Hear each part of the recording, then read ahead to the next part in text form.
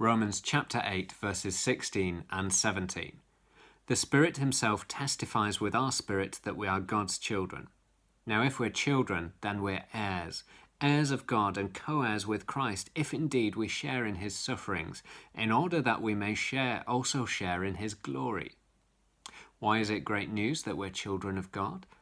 Lots of reasons. We have access to God as our Father. He treats us as his children, not as his paid employees. We're bound to him in family. There's an idea of permanence there.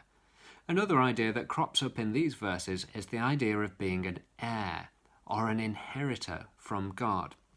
Now, if we are children, then we are heirs, heirs of God and co-heirs with Christ.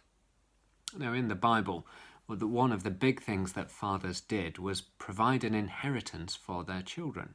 You might remember that with the prodigal son. And they pass on land and estates and wealth and status to their children.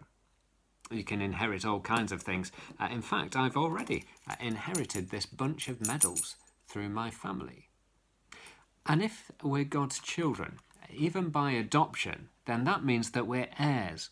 We inherit from God along with Jesus. What is it that we're inheriting?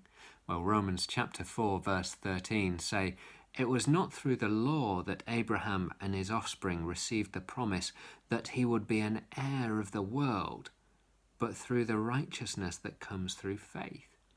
And that's a pretty generous inheritance. One day we will inherit the world.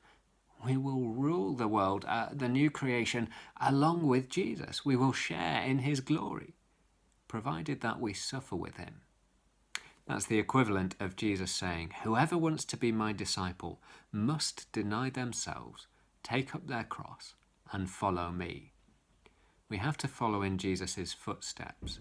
The pathway to glory leads through suffering.